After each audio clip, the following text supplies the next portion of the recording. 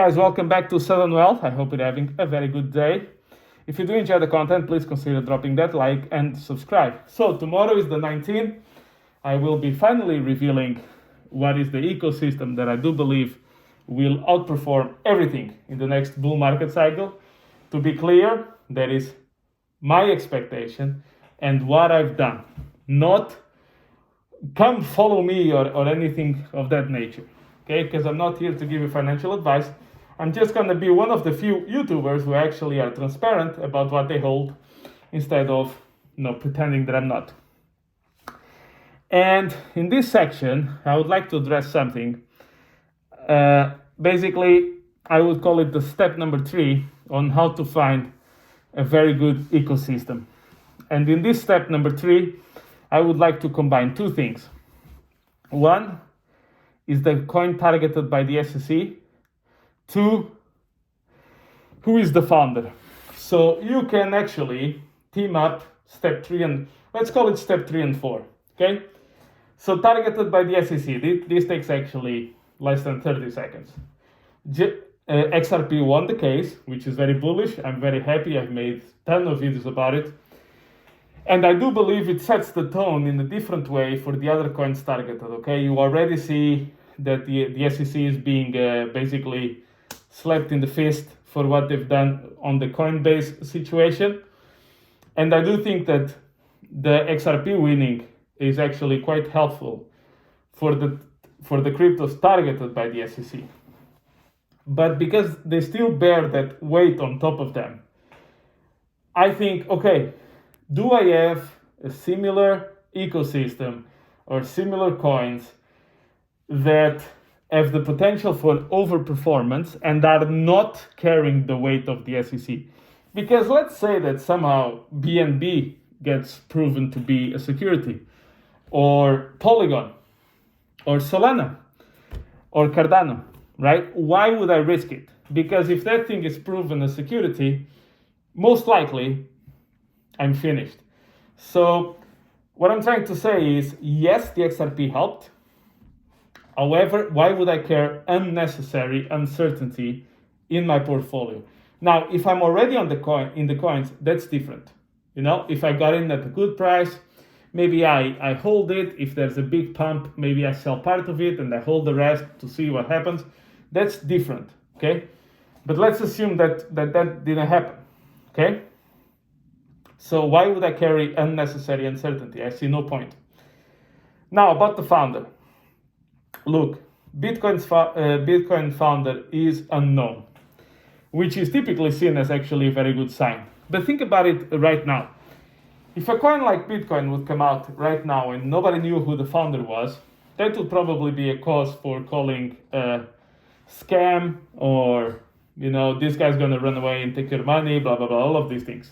But actually the founder, I would say, is quite important. For example, Vitalik gives a confidence to the Ethereum ecosystem, or at least to the Ethereum, the chain itself, then it would be very difficult without a proper founder. One thing that I actually find quite funny is that the founder of XLM and the founder of XRP is the same. But sometimes those communities are in such a big fight that they insult each other's founder, which is the same. It's like two brothers calling each other SOBs, right? But in any case, a well garden is always a good sign. Someone that has proven time after time that, they are not scammers. Well, that's a good sign. And also that, in my opinion, I prefer when they don't abandon their projects, but I like when they have, to some degree, limited influence over them. I mean, of course, they can always have some influence. It's normal, right? I mean, if Satoshi would come to life and would write something, it would always have an impact on Bitcoin. But what I'm saying is more of an impact in terms of people's perceptions rather than actual impact in the sense of changing overall projects. So, founder and not being targeted for the SEC are good guidelines that I use, at least for me. to try to see where the potential can be coming from. Okay, so that's about it for today. Oh, sorry, I forgot about something. There was a question from someone in the comment section saying, what would I do? Let's say that I'm right, my coins perform very well, and I can now retire. And let's say we get to 2025, or at least I've done very well. Okay, let's not say retire. What would I do 2025? Again, I don't care about the movements in 2023, not even in 2024, unless there's something with the Bitcoin ETF. That's a different story. I've covered this multiple times. But to me, 2025 is my goal. So what would I do? I would say part of crypto, I would leave it in staking protocols. So there are certain coins that give you trustless yield, very important. That means there's no company in between. So I would leave it there.